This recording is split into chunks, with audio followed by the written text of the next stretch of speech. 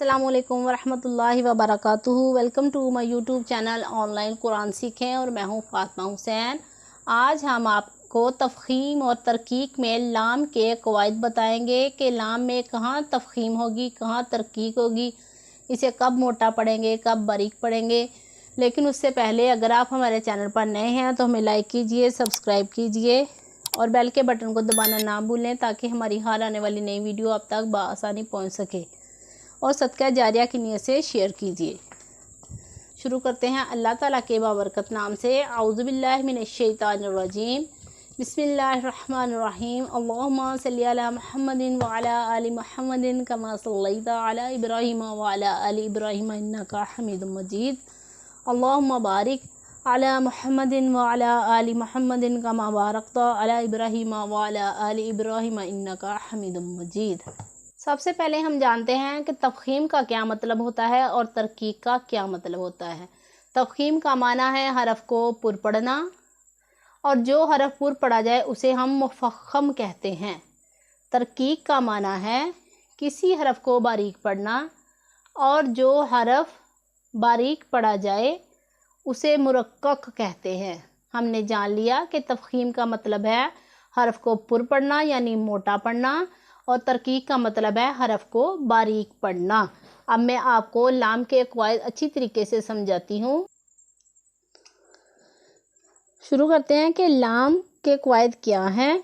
اس میں جلالت یعنی اللہ تعالیٰ کا نام، اس میں جلالت اللہ عز و جل کے لام سے پہلے حرف پر زبر یا پیش ہو تو اس میں جلالت اللہ عز و جل کے لام کو پر پڑھیں، اور اس میں جلالت اللہ عز و جل کے لام سے پہلے حرف کے نیچے زیر ہو تو اس میں جلالت اللہ عز و جل کے لام کو باریک پڑھیں، اور اس میں جلالت اللہ عز و جل کے لام کے علاوہ باقی تمام لام باریک پڑھے جائیں گے۔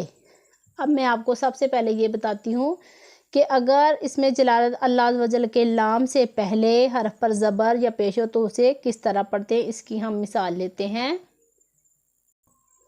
یہاں دیکھیے کہ اس میں اللہ کے لام سے پہلے حرف پر پیش ہے، تو اسے ہم نے کس طرح پڑھنا ہے، اس کو ہم نے موٹا پڑھنا ہے۔ اس میں ہم نے تفخیم کرنی ہے۔ تفخیم کا مطلب ہے حرف کو موٹا پڑھنا۔ کس طرح پڑھیں گے؟ رسول اللہ، اللہ۔ آپ نے غور کیا کہ لام کو میں نے موٹا پڑھا۔ کیسے؟ منہ کو گول کر کے باری آواز کے ساتھ پڑھیں گے تو ہمیشہ اس ہی حرف کوئی بھی ایسے پڑھیں گے تو وہ موٹا ہی پڑھا جائے گا۔ لفظ اللہ کے لام سے پہلے پیش ہے، اس کو ہم نے پر پڑھنا ہے، رسول اللہ۔ اگلی مثال لیتے ہیں کہ لفظ اللہ کے لام سے پہلے زبر ہے تو اس کو ہم نے کس طرح پڑھنا ہے۔ میں آپ کو بتاؤں کہ قرآن پاک میں بے شمار دفعہ اللہ تعالیٰ کا اسم گرامی آیا ہے، لیکن کچھ لوگ جنہیں یہ پتہ نہیں ہے کہ اللہ عز و جل کے لام سے پہلے زبر یا پیش ہو تو انہیں پر پڑھتے ہیں، اگر اللہ عز و جل کے لام سے پہلے زیر ہو تو اسے باریک پڑھتے ہیں، تو وہاں پر لوگ اکثر غلطی کر دیتے ہیں۔ یہی میں آپ کو آج سمجھانے آئی ہوں بہت ہی آسان اور سادہ طریقے کے ساتھ۔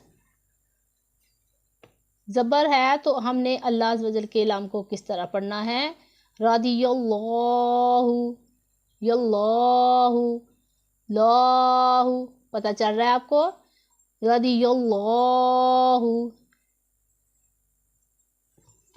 پھر سے ایک دفعہ پڑھتے ہیں، اور آپ بھی ساتھ ساتھ پڑھا کیجئے، پریکٹس کیجئے۔ جب تک پریکٹیکل نہیں ہوں گے تب تک آپ کو کسی بھی بات کی سمجھ نہیں آئے گی۔ رضی اللہ۔ اب میں آپ کو بتاتی ہوں کہ لفظ اللہ کے لام سے پہلے اگر زیر آ جائے تو اسے ہم نے کس طرح پڑھنا ہے، اسے ہم نے باریک پڑھنا ہے۔ اس میں پھر کیا ہوگی؟ ترقیق۔ ترقیق کا مطلب آپ کو پتہ ہے کہ ترقیق کہتے ہیں باریک پڑھنے کو۔ اسے کس طرح پڑھیں گے؟ للہ، للہ۔ آپ نے فرق محسوس کیا کہ زبر والے لام کو کس طرح پڑھتے ہیں؟ اللہ عز و جل کے لام سے پہلے حرف پر زبر ہو تو اسے پڑھتے ہیں موٹا، रदी अल्लाहु, और जो बारीक है उसे किस तरह पढ़ा, लिल्लाही। आपको पता चल रहा है, लाहु लिल्लाही, ये बिल्कुल बारीक पढ़ा जाएगा आराम के साथ। इसे हमने मुंह गोल नहीं करना, तो बारीक ही हमारी आवाज़ निकलेगी। दूसरी मिसाल लेते हैं कि लफ्ज़ अल्लाह के लाम से पहले ज़ेर है, तो किस तरह बारीक पढ़ेंगे, बिल्लाही बिल्लाही बिल्लाही लाही।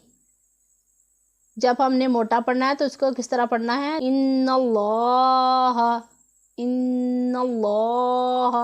क्योंकि लफ्ज़ अल्लाह के लाम से पहले ज़बर है तो इसको हमने मोटा पढ़ना है, इसमें हमने तफ़ख़ीम करनी है। और लफ्ज़ अल्लाह के लाम से पहले ज़ेर है तो इसमें हमने तरकीक करनी है, मसलन इसे हमने बारीक पढ़ना है, बिल्लाही।